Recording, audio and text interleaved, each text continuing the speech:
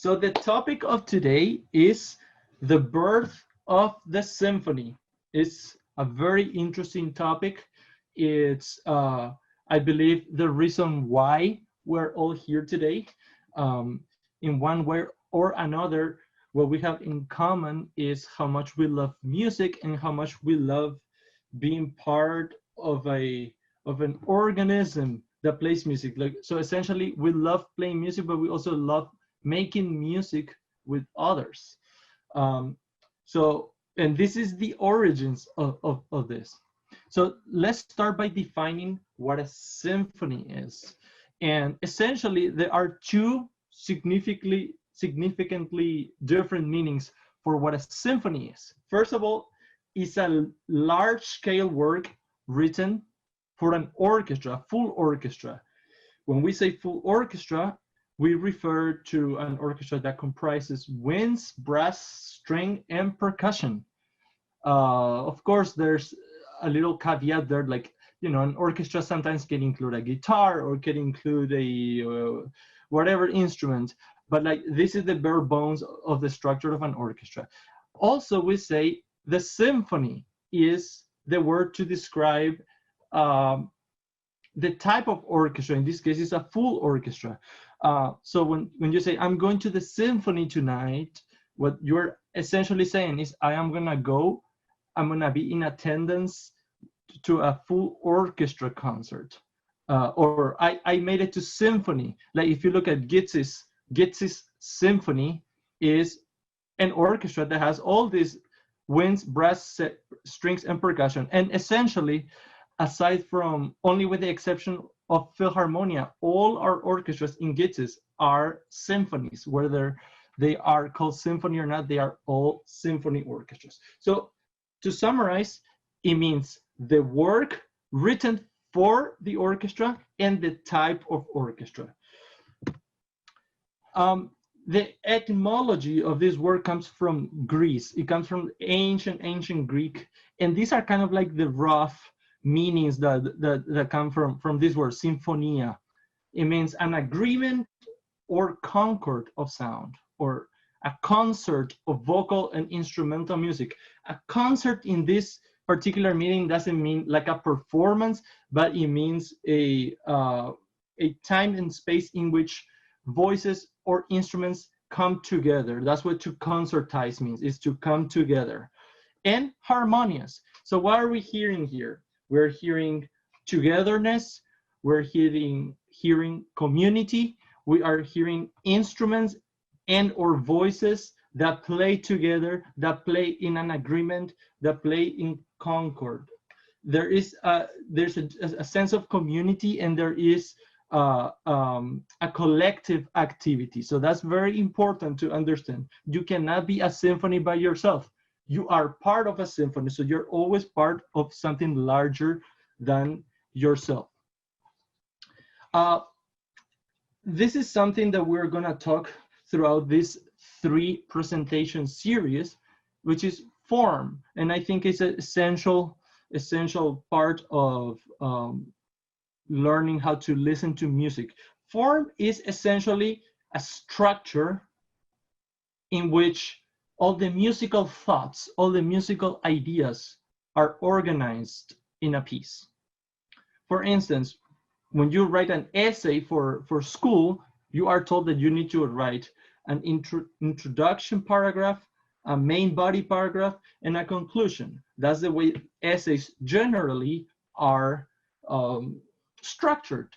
That's for better understanding. That's the expectation that your readers, in this case, your teachers or whomever reads your essays, that's the expectation. Of course, there are books and novels and stories that don't start, even shows. If you enjoy watching shows on Netflix like I do, you'll see sometimes shows start by the end. They show you what the last event is, and then they show you the events leading up to that. There are twists, but generally the basic form is introduction, main body, and conclusion. Where in music we have different forms, and here are some examples. We have the sonata form, we have the rondo form, we have the theme and variation, we have an overture. And by the end of this 3-week series, you'll hopefully understand all those forms. Now, form is one of the hardest things to, I wouldn't say hardest, it's one of the most complicated aspects of music to understand.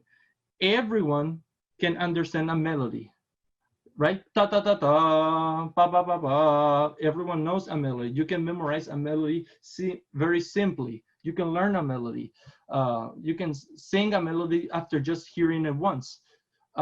Usually that happens when you listen to a pop tune, and then by the end of the pop tune that lasts generally 3 minutes, you can sing the chorus because it repeats several times. You can also learn rhythms very easily, but to look at the form is very complex because you essentially have to look at the whole composition at once, which is impossible because music takes place in time. Now, if I give you a picture, a painting, you are able to see the whole artwork at once. And then you can zoom in to whatever section, whatever corner of the painting. Same with architecture. You can see virtually the facade of an entire building. Like if you go to the Capitol in St. Paul, you can see the whole facade, the beautiful Capitol. You can see the dome. You can see everything at once. If you are more interested, you can go inside and look at the details. But in music, you cannot see all the notes at the same time. You cannot, like even here in my score, there are many pages. You cannot even see the written, the graphic aspect of music all at once. So it requires a knowledge. It requires a structure that you bring into listening to music. So basically, informed music listeners and music lovers know these forms, and therefore they have a different layer of enjoyment because they know how something is supposed to do, and then they are able to appreciate whether a composer follows exactly that, like that, or what type of twists and variations they do to a preform form. Okay, let's get into the history part of this. In the Baroque period, the word sinfonia or symphonia was used to describe the instrumental pieces that happen in opera. Now, we know opera is like a play, but instead of being spoken, is sung. And usually it will have an instrumental number at the beginning and then an instrumental number in between acts called intermezzo or entr'acte. Sinfonia was the pieces, the purely instrumental pieces.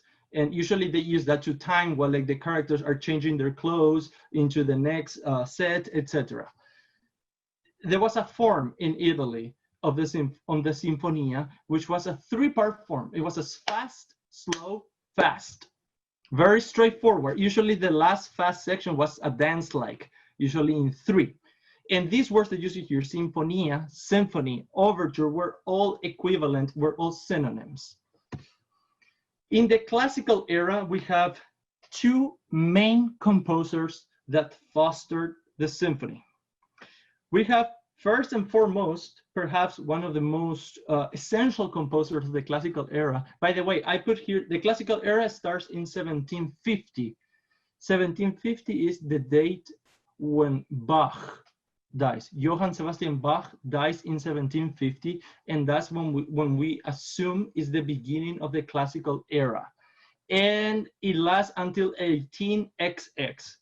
It's really hard to say when the Romantic period, which is the period that follows the classical era, starts. Is really hard. Some people say is when Schubert wrote the Unfinished Symphony. Some people say when Beethoven wrote the Eroica Symphony.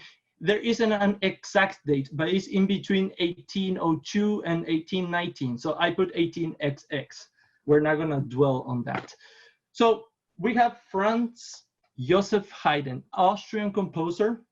He worked for most of his life for a very rich family, the Esterhazy family, who was who were great patrons of the arts, and they had a lot of extra money, and they were able to have their own orchestra. They have their own chefs, their own gardeners, their own everything, and also their own orchestra. And they have the most prestigious musician of the time working full-time in their castles, residencies all over the Austro-Hungarian Empire. Haydn was an incredibly prolific composer. He wrote 104 symphonies total, and he's considered by many as the father of the symphony. He standardized what we know today as a symphony. And his personal style was always around wit and humor. Like, there's a joke on nearly every symphony that he wrote. And by the way, all his symphonies are incredible. They are so good, and I almost dare to say they're all equally good. So don't ask me which one is my favorite, because I won't be able to answer.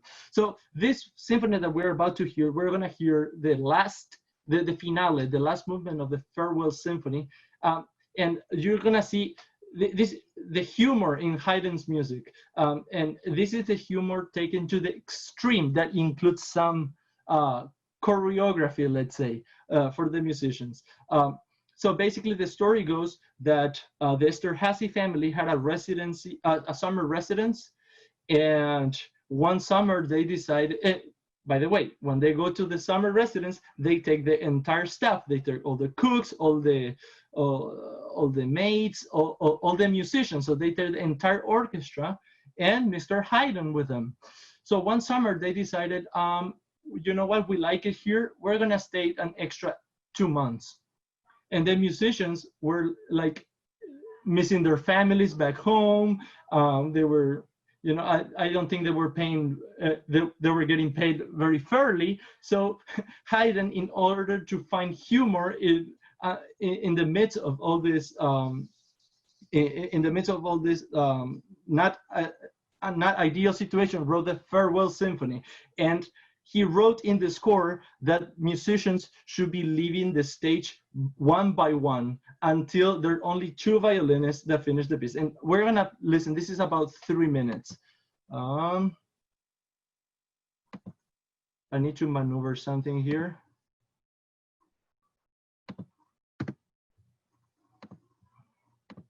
I'm so much better at YouTube sharing. That is unbelievable. The skills I have gotten. Here we go.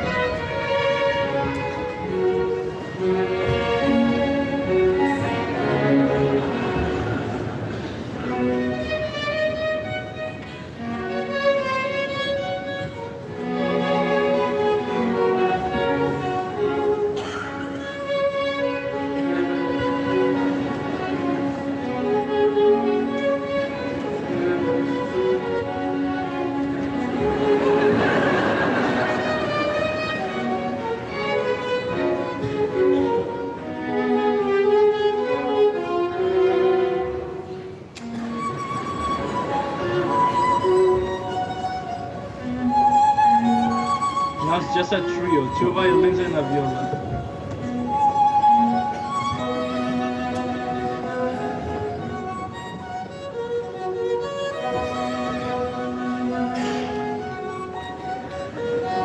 Five viola.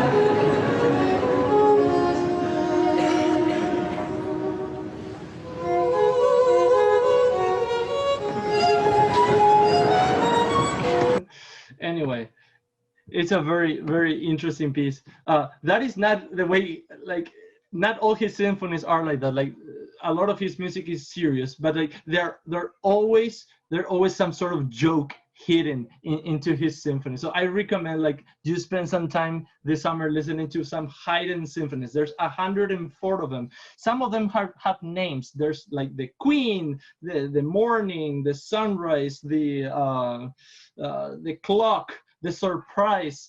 They have subtitles. Their symphony have subtitles. So one of the main contributions of Mr. Haydn was that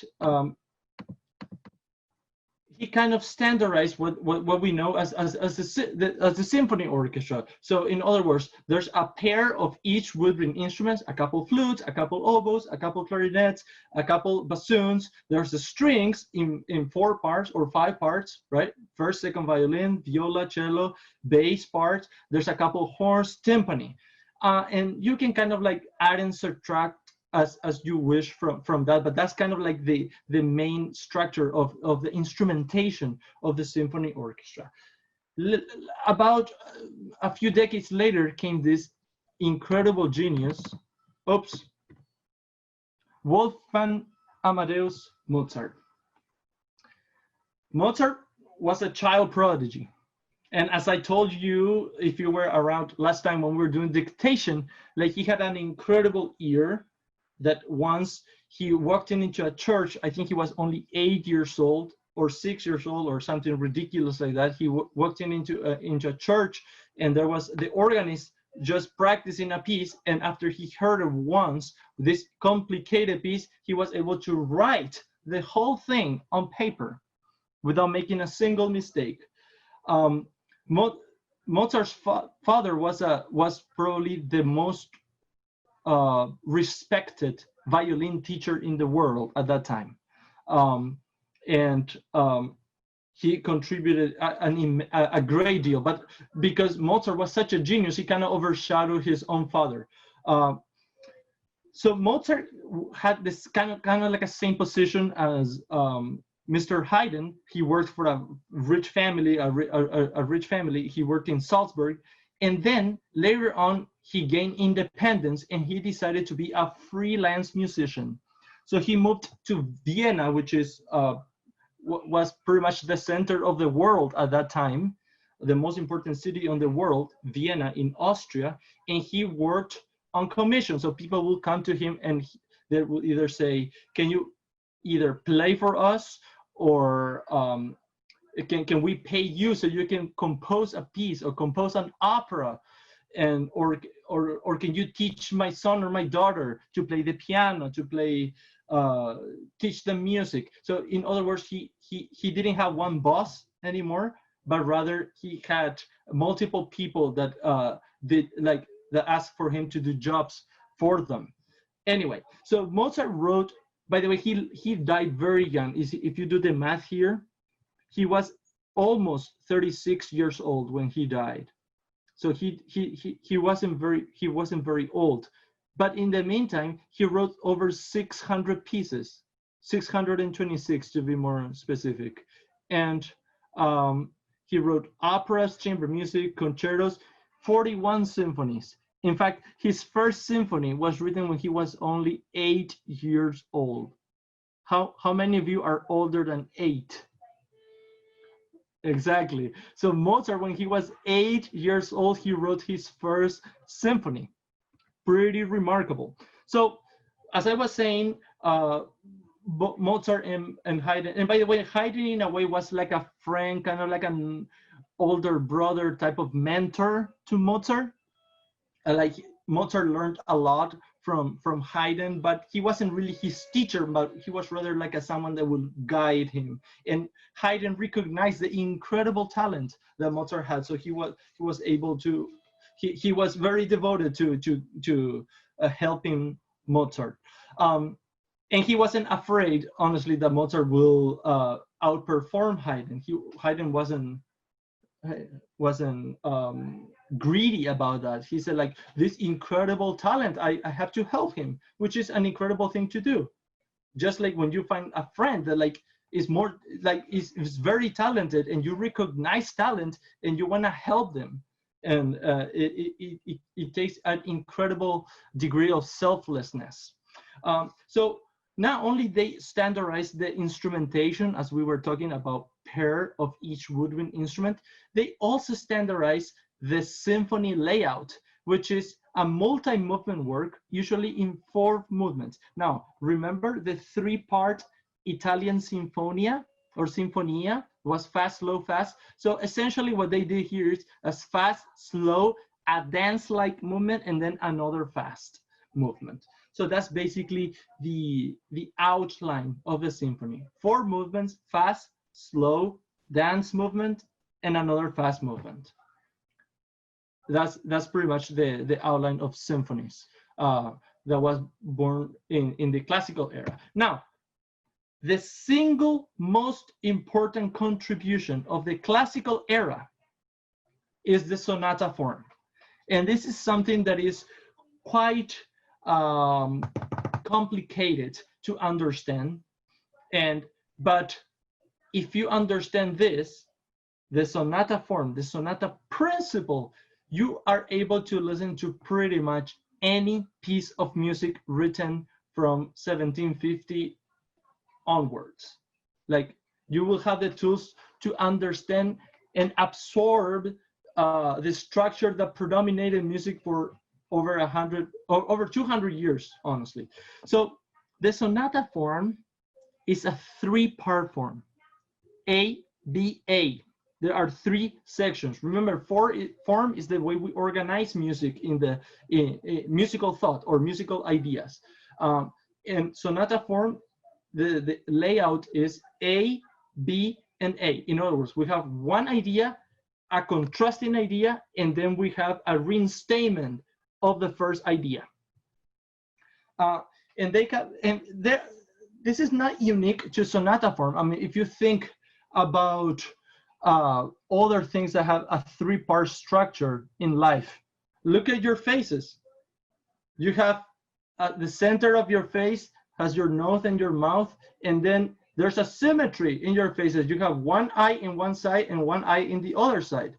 So that's a 3-part form. It's eye, center, eye. If you look, for instance, on a bridge, and there are many bridges in the Twin Cities, you'll see that there's post, the actual bridge, and post. That's a 3-part form. It's A, B, A. So there are many things in life. One of my favorite things to eat, to which I owe my current form, is Oreos. There's cookie, filling, cookie. It's a 3-part form. Any sandwich is a 3-part form. There's bread, filling, bread. So sonata form is not the only thing that comes in 3 parts. But we do give names to all the 3 parts. The first A is called the exposition. The exposition. And in the exposition, we usually are introduced to all the themes that will appear in the symphony. By the way, I should clarify something. It's called sonata form. You all probably heard the word sonata, right? Sonata means something that is played by either an instrument or an instrument accompanied by piano. That's what we call sonata. Well, the symphony is the same thing, is the form of a sonata, but played by a symphony orchestra. So essentially, the symphony is a sonata for symphony orchestra, but we still call the sonata form. Same with the string quartet. A sonata for string quartet is called string quartet. A sonata for string quintet is called string quintet. But the layout is still the same, sonata form. So this is so important news. So that's the exposition. The B, the development, is when you do when you take material that was previously presented and you twist it around, you change it, you make it longer, shorter, louder, softer, put it in different keys, etc. And then you bring back the exposition material. Boom, ABA, very simple. So here is a more detailed layout of outline of the sonata. We have again here our ABA, exposition, development, and recapitulation. And we'll see here that in the exposition, we have two contrasting themes. So we're just gonna look at the exposition itself right now. We have the first theme that we're gonna call A, and the second theme that we're gonna call B. What makes them different is not they only sound different and feel different and have different characters, different feelings, they are also in a different key. So if you're in a major key, it will start, the A will start always in the tonic in 1, and the B section will be in the dominant. The dominant is 5. Dominant means 5 notes above the tonic. So if you are in C, for instance, you count up 5 steps. So C, B, E, D, what am I saying? C, D, E, F, G. C, D, E, F, G. So G is the dominant. Okay? So the first theme will be in C. The second theme will be in G, the dominant. Okay? If you're in a minor key, usually you go not to the 5th degree, but to the 3rd degree. Let's do it again. If you're in C, C, D, E, or E flat, that will be the minor key. In the development, it's just like all sorts of show of genius. You just like turn things around, just as I said. In the recapitulation, and this is the most important part of the sonata form, is that the B section that was in a foreign key, was either in 5 or in 3, gets reinstated, recapitulated in 1. So the music that appears in a key foreign to the tonic gets re-exposed, recapitulated, reinstated, reiterated in the tonic key. So that is the basic outline of the sonata form. Now, I think it will make much more sense that we listen to an actual piece that is in sonata form. So I picked the Mozart Symphony No. 40 because I think it's very familiar. You probably heard it in cartoons, in movies, or in the radio. It's often played. So I will have the YouTube video that has the music in that we're gonna follow along. Okay, let me share my screen here. I am so proud of my Zoom prowess. Here we go. So this is Mozart Symphony No. 40. So it's the second to last symphony that he wrote. So a late Mozart, and it's the first movement. We're only gonna focus on the first movement to be able to understand sonata form and what it truly means. So I'm gonna be stopping and discussing along the way. Okay, so here we go. So obviously it starts with the first theme. So we're gonna start with the exposition. This is our A.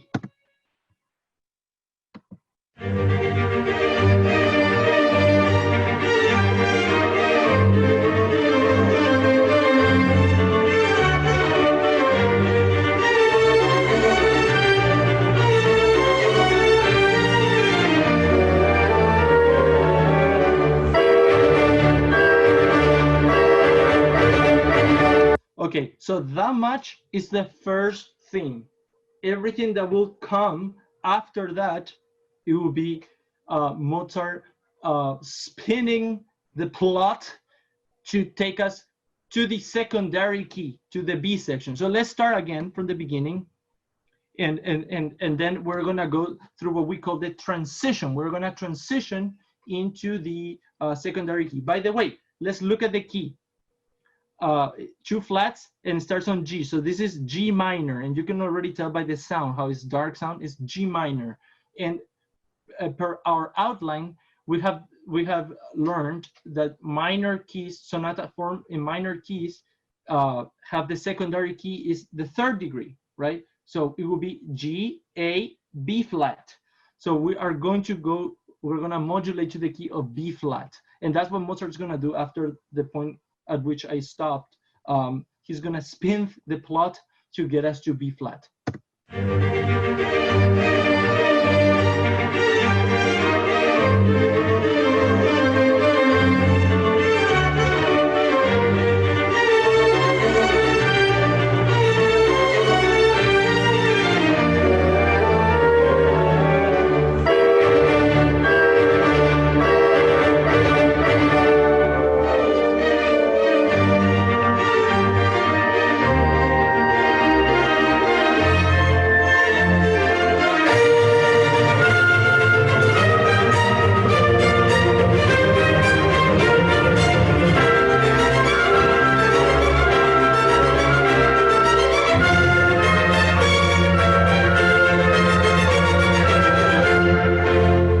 And look at here, one measure of like nothing happening. I think it's just like so much information that just happened. It's like Mozart feels like, we all need to breathe for 1 second. And now we're finally in the key of B flat. By the way, the main key is G minor. The secondary key is B flat major. So this is unique to minor key sonata form, that we get one theme in minor and one theme in major. So, so you're gonna be able to hear that. That sounds different. It feels different. It's constructed differently. So here we go. We are into the second theme.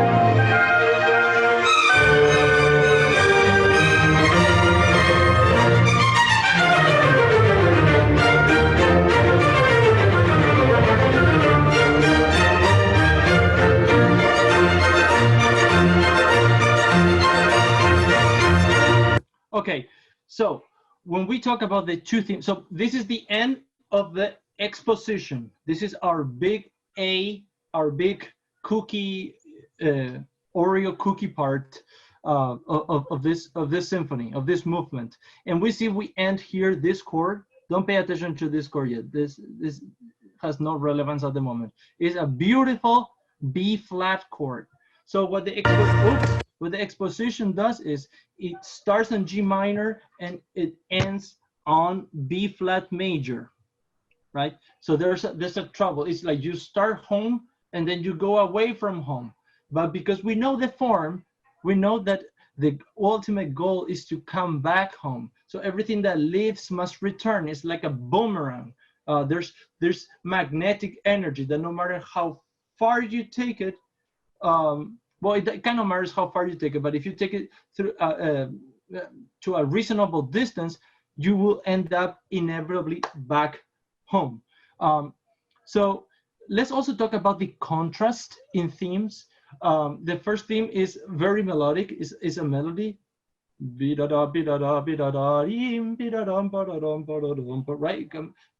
It goes up and then goes down. Now the second theme is not much of a melody. It's like dee da da, ba ba da da da. It's all this chromatic, almost like what is the word? Like timid. It like doesn't want to move too far. It's like all timid. It's like it's in a foreign key. It's B flat, and it doesn't want to move by a lot. Although, but like the first theme is much more comfortable and much more. There's much more buoyancy. It goes up and down comfortably. Okay, now we have ended the exposition. In real life, this repeats, but we're not going to repeat right now because we don't have that much time. So here we go. What you're about to see now is the development, or the filling of the Oreo, the B section. And what we're going to see is fragments, little bits and pieces from both the first theme and the second theme being turned around. Okay, here we go, the development. Great drama.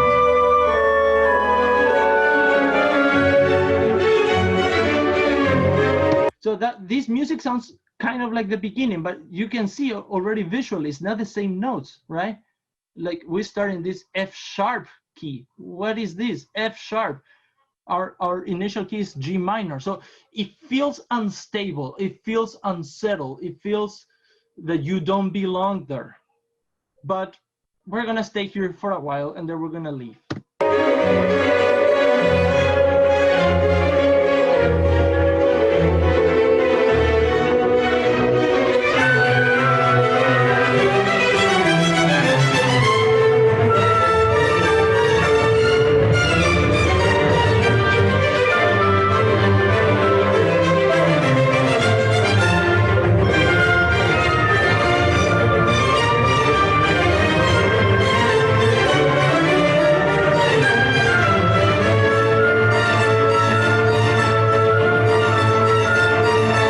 So now I think we have gotten enough already, right? Like it's like so dramatic and so effusive that now it's almost as if the first violins here, you can follow this line, are going to start trying step by step. Is this the right step? No, it isn't. Let's try the next one. Is this the right one? No, I don't know. Let's try the next one until they find the right key. Imitation. Not this one. Not that one. Not that one either. Oh, we can't find home. Where are we? We're lost. We don't know where we are.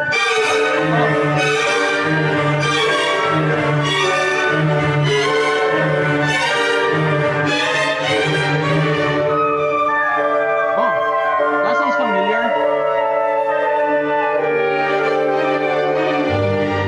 Finally home.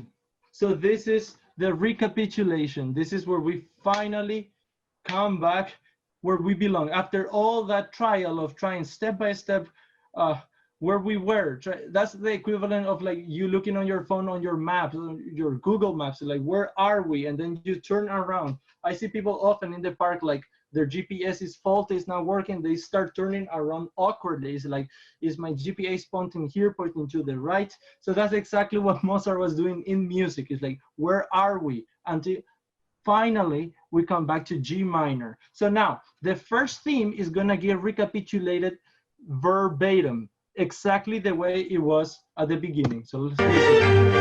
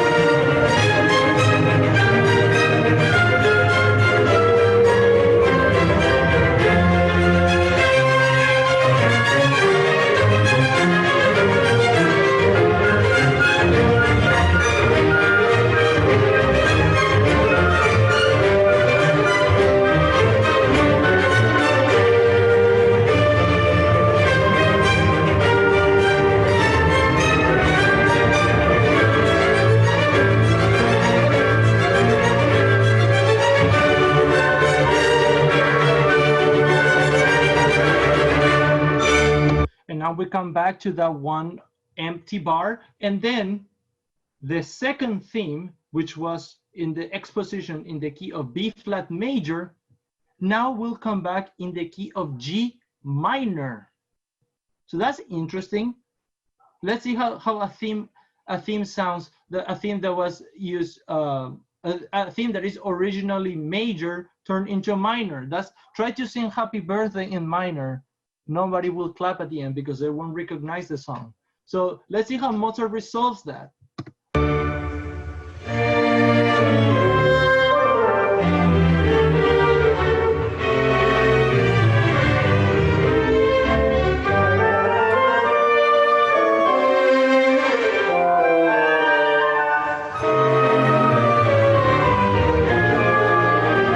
So this is the genius of Mozart, because the theme is so chromatic. It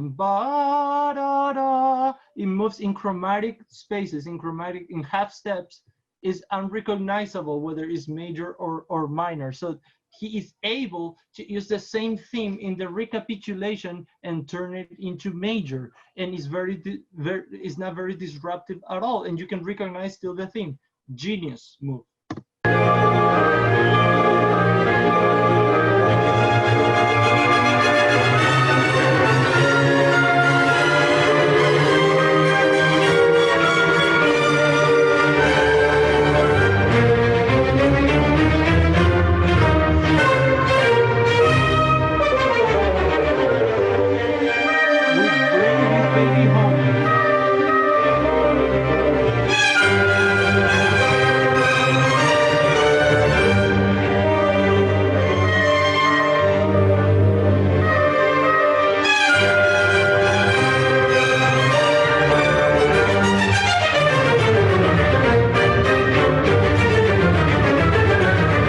So in the exposition, if you look back at the exposition, and I'm gonna send you this link so you have time to look at it a second time at home, you'll notice that the exposition ends right here, around right here. But he added all this extra music. That's about 30 seconds more of music. And well, and so we will call that the coda. The coda is the tail end of any piece of music. So that's what we're about to witness. So this is likely music that we haven't heard before.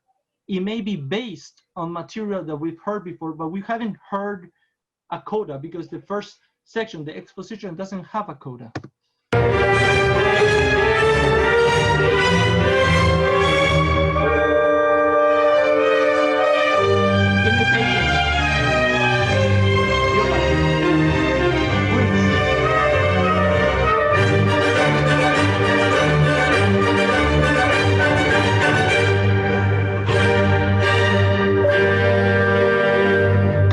By the way, it's worth noting that's the coda, which is nicely elaborated.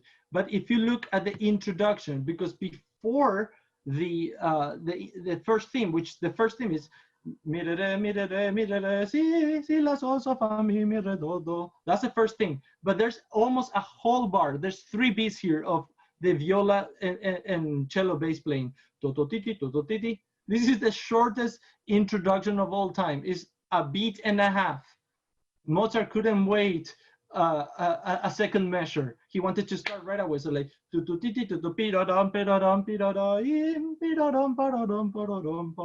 so in a way we do, so not in a way, we do have an introduction, but it's like a mini tiny introduction. Okay, let's go back to our graph so we can put all this in context into what we've been studying.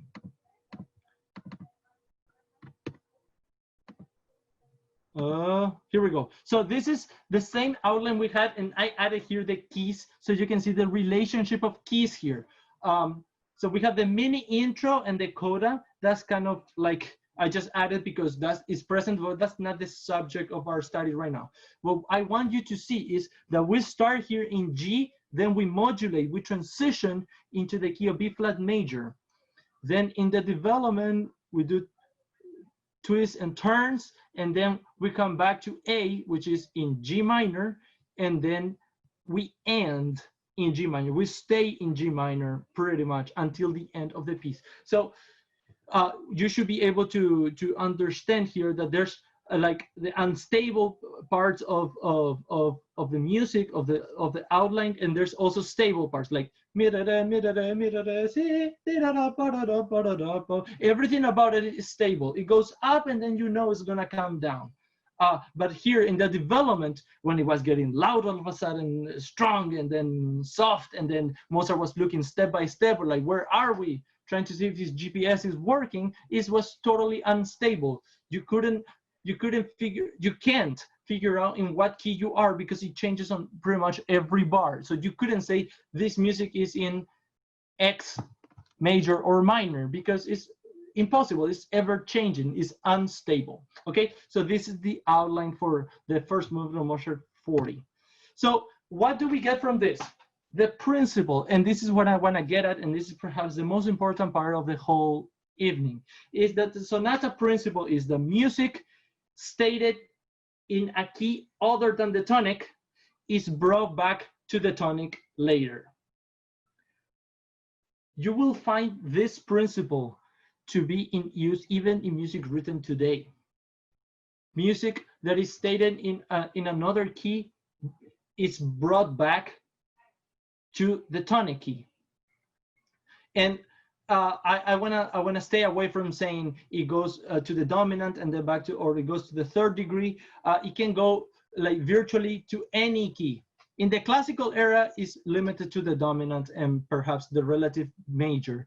But in today's world and in the 20th century, they still use the same principle, but they have more possibilities as far as like what the secondary destination is. So they can go to remote areas and then come back to the tonic. So this is the principle, and this will go with you in many pieces of music. And if you come in to the concert hall, and this is what the whole point of this lecture is, when you go into the concert hall knowing this sonata principle, you are going to be able to understand a piece of music beyond just like, oh, this is a very nice melody. I like this melody. Oh, this rhythm is so exciting. Oh, beautiful harmonies. Oh, look at the flute play so well. But you're going to be able to understand the layout of the musical discourse. The music goes this way. The materials are presented in this order. You know that. And that's what people in the classical era in the 1700s and 1800s, they knew. When they went to listen to concerts, they knew this principle. So therefore, they were able to appreciate the genius of composers, because composers were able to impress them based on how they followed the rules or how they didn't follow the rules. So this is why it's so important that you understand. This is not very, very hard to understand. It's ABA. So in summary, what we have discussed today, we discussed the origins of the symphony back in the Baroque period with the Italian Sinfonia three-part form.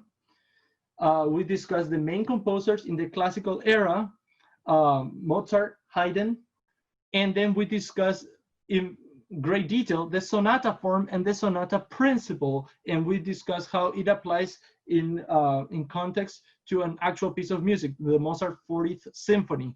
And this principle is applicable to every piece that has the title symphony in it, and beyond that, to be honest with you. Same with a concerto. A concerto is a sonata for a solo instrument and an orchestra. There's some variations that happen with the concerto, but the principle is the same. It's music that gets presented in a key other than the tonic, comes back to the tonic. Any questions? This is, by the way, Mozart with its great sense of fashion.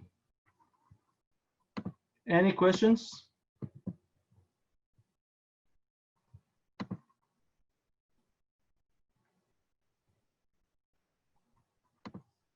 No? Really? You understood everything? Do you need any clarification on anything?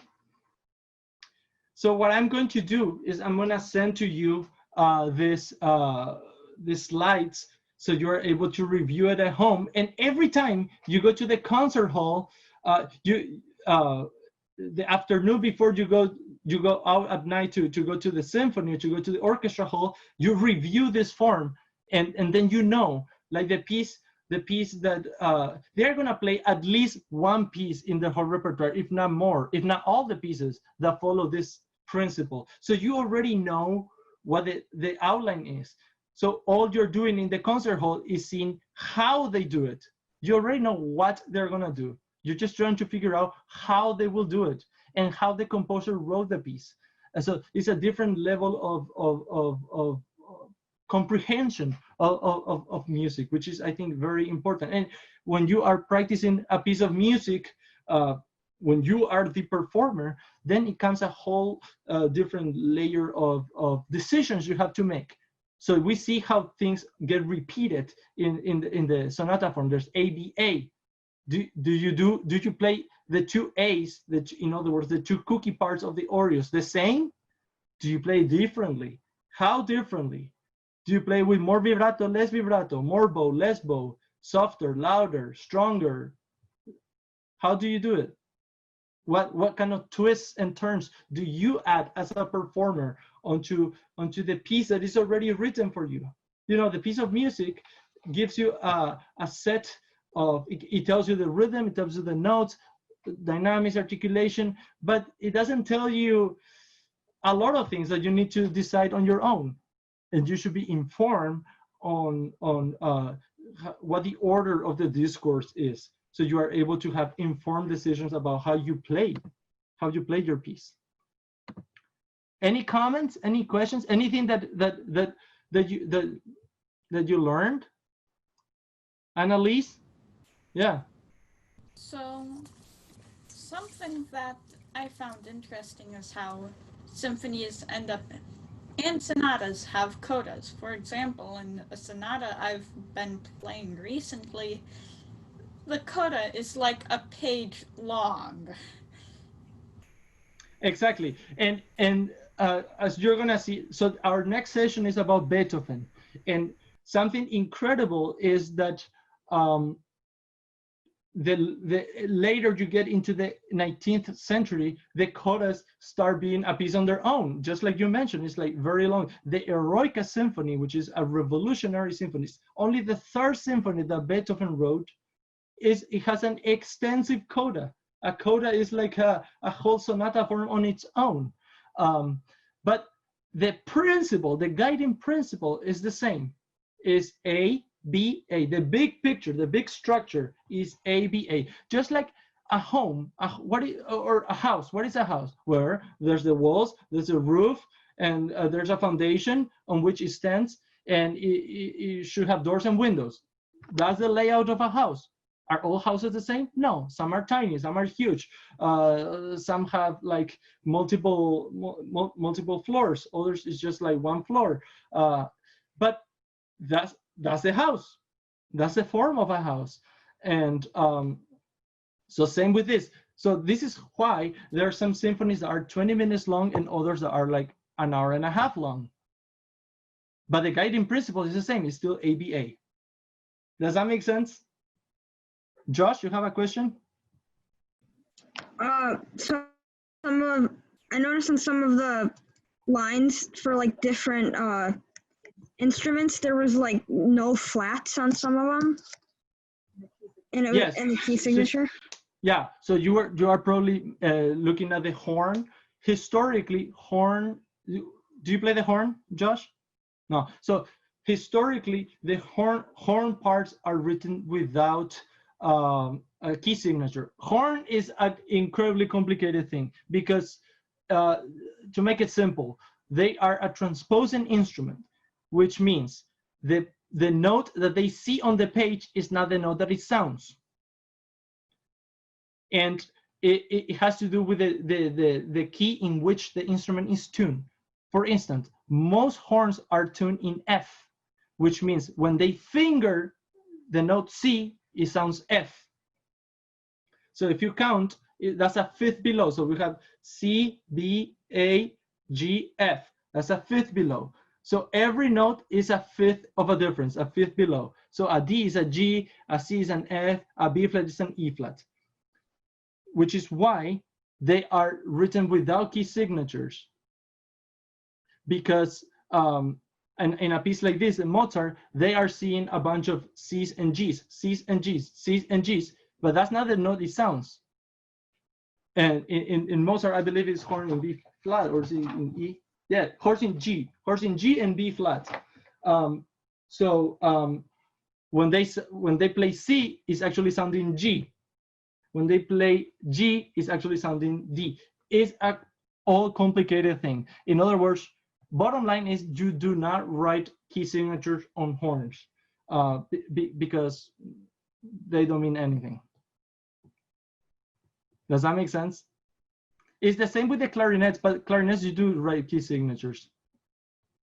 The same with clarinets. Clarinets is also transposing instruments. The note that is on the page is not the sounding note. The written note and sounding note are two different things. And with clarinets, what is interesting is there's clarinets in B flat and clarinets in A. And often enough, they play a piece and then they have a quick break, like a few bars, and they change. They keep their mouthpiece and then they change the horn, the instrument. And then they are in A. It's a different instrument. So imagine having to switch your violin in between the piece, or go from a violin to a viola in the middle of a piece. That's kind of the principle. Okay, well, thank you so much for joining us again.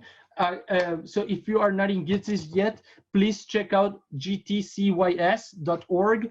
Check all the fabulous programs we have during the school year, and how you can get involved. We have still a few spots available, so check if you qualify for those. We have auditions on a rolling basis now until the fall, and I look forward to seeing most of you, or all of you, next week. We're going to be studying the music of Beethoven. We're going to devote the entire hour to Beethoven because there's a lot to cover with Beethoven. Okay, thank you so much and have a great rest of your week.